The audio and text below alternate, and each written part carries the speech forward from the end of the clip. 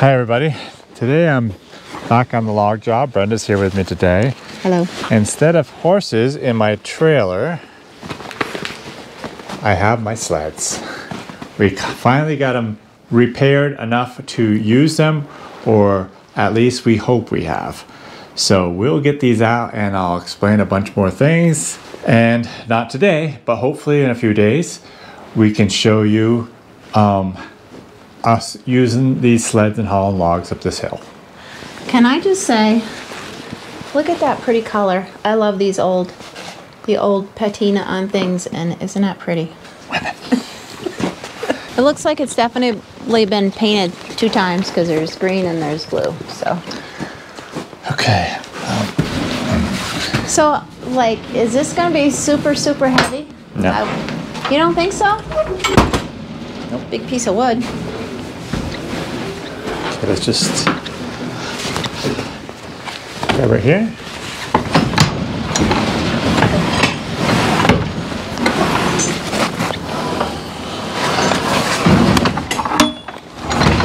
Oops. Let's back up a little more.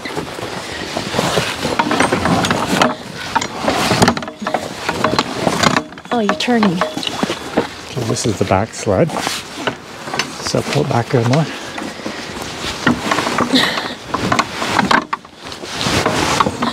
More? Yep. Now push it my way.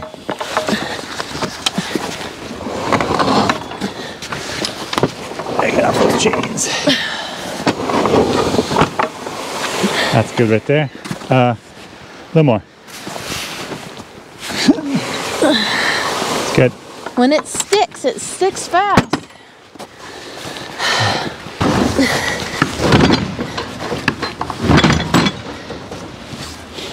All right, put more.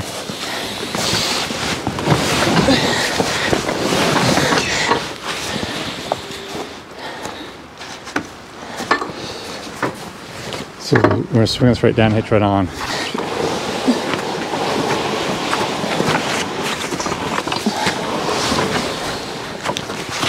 Okay.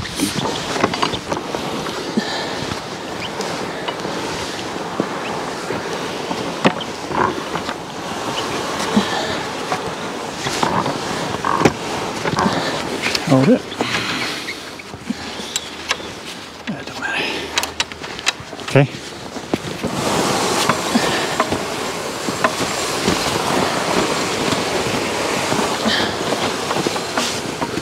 Good.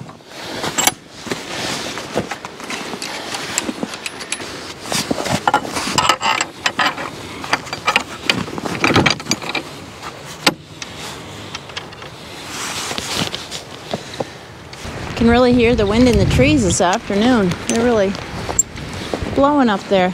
Okay, let me explain a few things that we did. And if I could have, I might have done it a tiny little bit differently than what we did. This hitch right here, we made it like this. Sam was going to put a wooden piece in there, but we both felt it really wasn't necessary. This would just be fine. But we just have a bolt going through here to hold these 2 sleds together, which will be fine, I think. But it's going to be a little bit sloppy, and this bolt is going to bend. Whereas I think what I'd like to do at some point is run a welded steel plate across here with just a hole in it, so that would go through that pin there. But it'll work fine for now. So I'm going to just snug up this bolt, and I'll explain a few more things. Okay, so what we did, different from what you saw in the last video at least, is Sam put this piece on here, which basically all it's doing is holding my runner chains, and I'll explain them in a second. And so this front bunk, of course, swivels, and by having the 2 plates, one on the top and the one on the bottom, there'll be a good wear point so that they will be good like that. What we end up doing is, and I think this will work just fine, we were going to get a plate welded on here and do something a little bit differently, but what we just did is put a bolt in there, and it looks a little cob jobby, but I think it'll be fine. It's just to hold that pin from dropping. And oh, and then the stake irons. So these are the stake irons that we made. wrapped around there, and then I just got to cut some stakes. I'll probably only make them, you know, 1.5 feet tall for right now anyways, because I don't want or need a huge load, and it's just a matter of notching the wood to sit in those stake pockets. Yeah, that's about it. We got a nice spot here for our hitch pin to drop in here, and that will hold that, and I can disconnect that really easy and get hitched on again. We got this hook here for if I wanted to make an extension on this pole to put the teams directly onto this sled. But to start with, I'm going to use it just like this. When I'm hauling 16-foot logs, I believe that's 8 feet between bunks. So with a 16-footer, the log's going to be way up here, of course, to even it out on that sled. One thing I wish I had done is of course I had to go over the truck and trailer to Sam's place, load them on and bring them up here. But if it was easier to do, I would have stopped back at my place, taken them back out of the trailer, hitched the horses up to make sure everything's going to work all right, and actually drop them on the blacktop just to shine up my steel runners. But it'll be fine. It won't take too much time, and they'll be shined right up, and that should work great. So I am really looking forward to using this. Let me show you real quick how the runner chains work, but they're only, the purpose of them is when you're going down a hill. I am hauling logs up a hill, so I'll have no need for these runner chains on this job. And these runner chains will just drag in the snow. But if I was going down a hill, what I would do is at the top of the hill, I would stop, I'd come back here, I would grab my runner chains, throw them up here in front of the runner, and then take this apparatus right here, slip them through like that. Whoops. Actually, to tell you the truth, I've never used runner chains. Probably you come up to this big ring right here and run them like that. And this goes like that. So then as you pull ahead, that chain would slide right underneath this runner, and it would act as a resistance, so it would slide, help hold the load back as you're going down the hill. So this chain would slide right back to here. So when you get down to the landing, or when you get down to the bottom of your hill, you just take this and just slide this off like that, and that drops out, and then they'll just fall away. Oh, that's really cool. Yeah, it works pretty good. They use them for years and years, and then it just drags. Otherwise, I might, since I'm never using them, I might even go to the trouble of, probably ought to actually, throw them over this, wrap them a couple times, so they won't have any chance of sliding underneath those runners to cause trouble.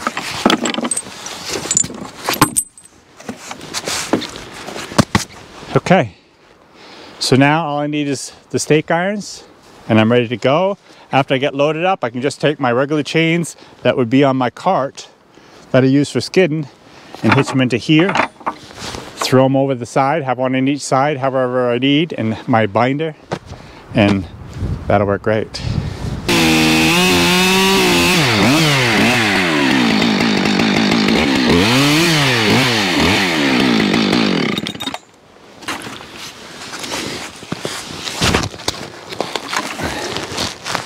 This seems awful large. Never seen stakes quite this large, but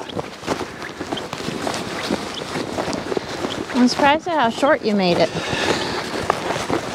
well, these trees, logs are so large. It's generally just going to be 2 logs on the bottom and 1 on the center. So the stakes, it's really not the big of a deal.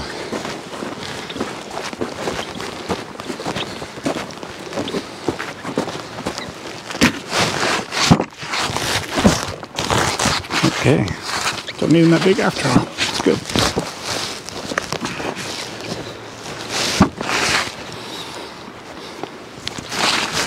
Huh. A little harder to do with that thing there. Let's say a third. Looks like you got your work cut out for you. Oh, grab the next size because I don't need them that big. Okay, let's go get some more.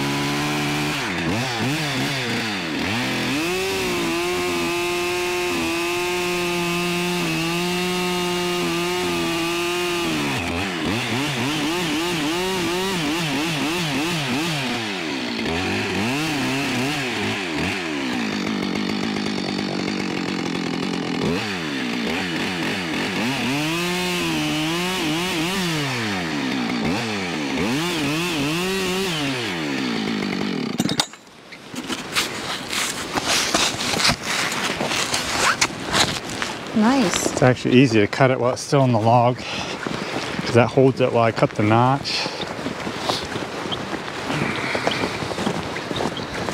Each one of these stakes or stake irons are bent a little bit differently.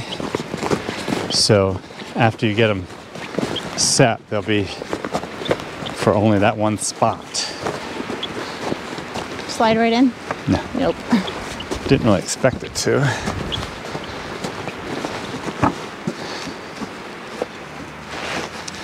This one's close.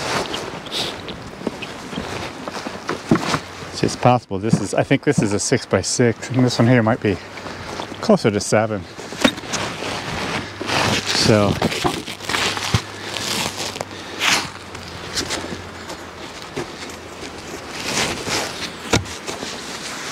time for some chainsaw carpentry. yep.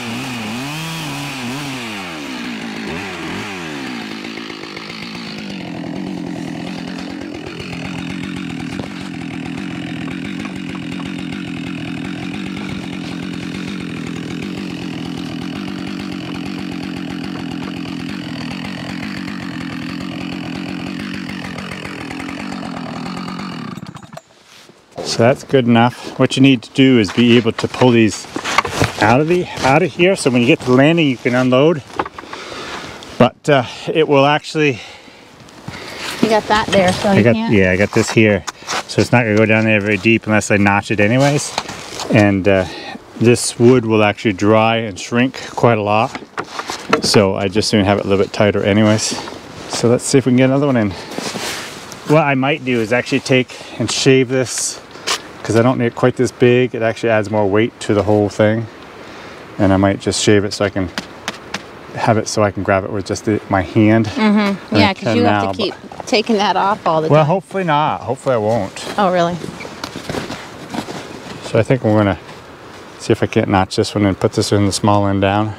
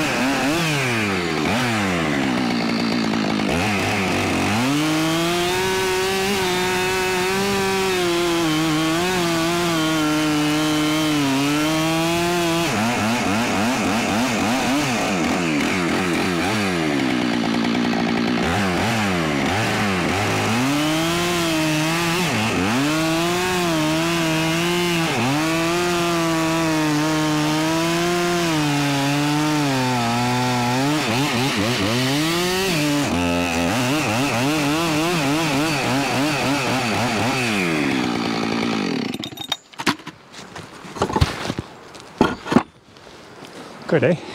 Perfect. Very nice. I'm gonna shave this one off. There's really no need to have them so huge that they weigh 10 ton either. That one doesn't quite go down into the thing. Yeah, no, so that the other one does, but I might shave that one.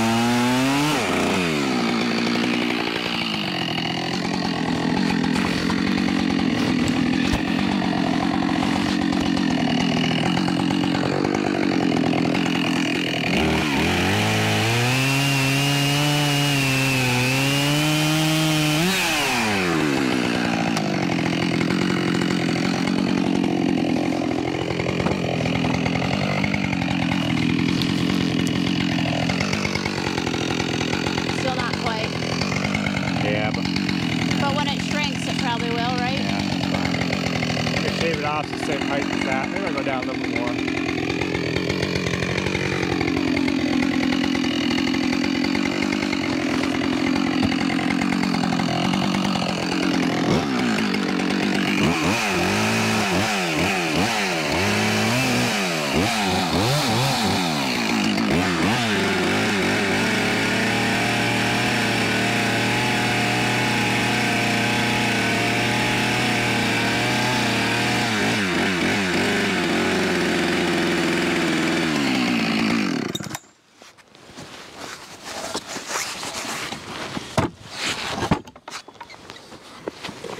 There we go. Okay.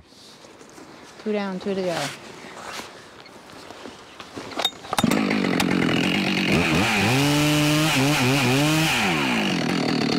How come you cut that one shorter than the other one? I didn't try to. I tried to cut exactly the same size. Well, it doesn't look anywhere near. It's close. Cut your tape measure. That's a big chunk you took out of there. Let us see. Then you're going to have to cut down the other side. Not that makes a bit of difference. 14 inches. 14 inches, 15 and a half inches. See, I got a good eye. I knew they were You the are same. so good. Here. You're going to cut it back again? Yeah, because Down again? It's not flat. Well, just don't cut it.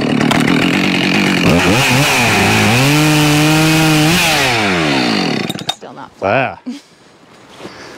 Okay, 2 more and we'll be done. See, those are a little smaller, but that's okay because we're going down.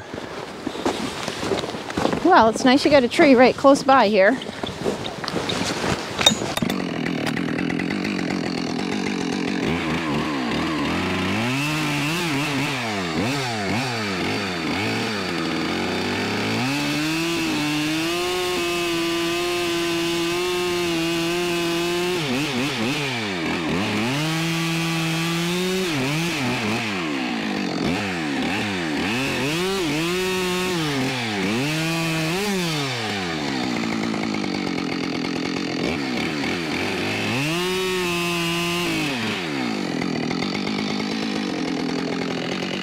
Tape measure.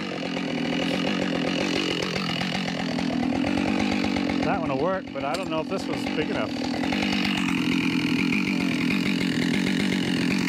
Yeah, it is.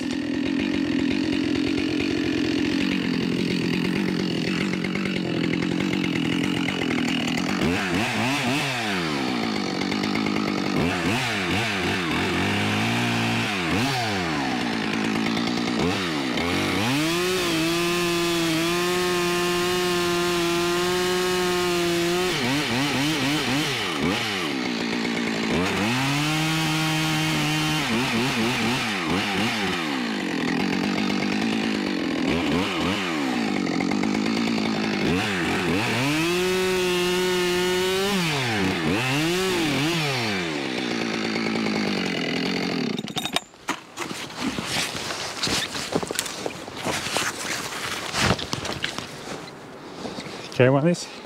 Yep. The lightest one would be best.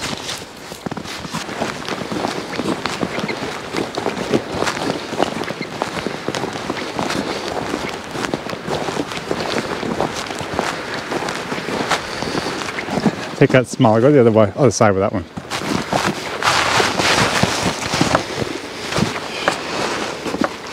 I'll just put it right in here. I don't think it's gonna go.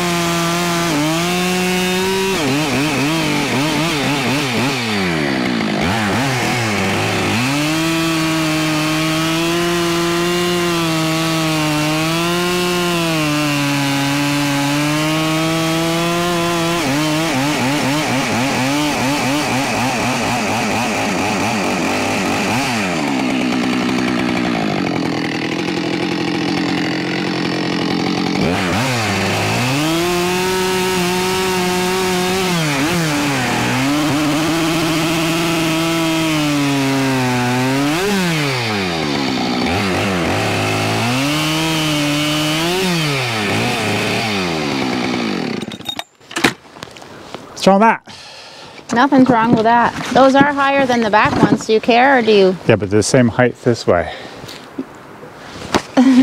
Let's see. Well, this isn't even, but they do look pretty good. I want to show one more thing. I have one question too. Okay, go ahead. What kind of wood is this? That's the maple. Yeah, soft maple. Okay. Most any wood would have worked fine. Hardwood, you mean? Yeah. Get in a bind, you can throw in a piece of pine, get you home, you know. So these type of stake irons are actually what I'm most used to, and personally I do not like them. I've made some way better ones on my wagon. I'll show you that in a second, but these are kind of the old type of ones.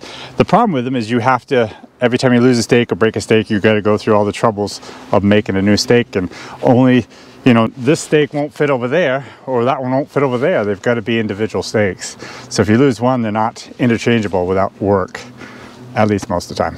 But a few years ago, quite a few years ago now, I've gone to making different types of stake irons. Come here, I'll show you this. I'd like to also say, I don't think they're stake irons, because they're not iron. These are the stake irons. Oh, but These you are were the stake calling irons. these things. Those are stakes. Okay. No, these are stake irons. Okay then. So these stake irons, You are talking about the irons, not the stakes. these are a lot different. What these are is a piece of pipe welded on to plate steel on top and bottom, just the thickness of the bunk, and you bolt them together like that, and you put a bottom on that pipe so the stake doesn't fall through, and then any size stake will just drop in there, no work to it. They're all interchangeable because it's the same size pipe. These pipes are probably 3 inches in diameter. I prefer these so much more to those, but these take a little bit more work to do. It's not something that Sam could have done, so he could do that, so I said just do it.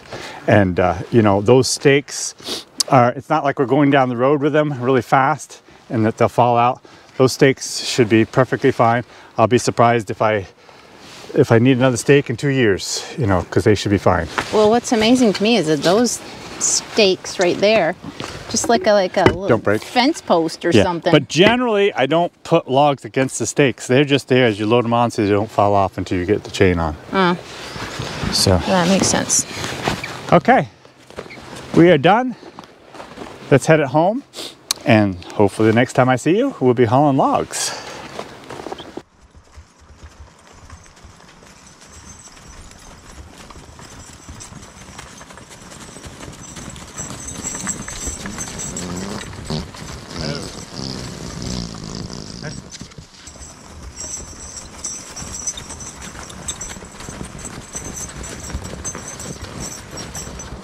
Oh.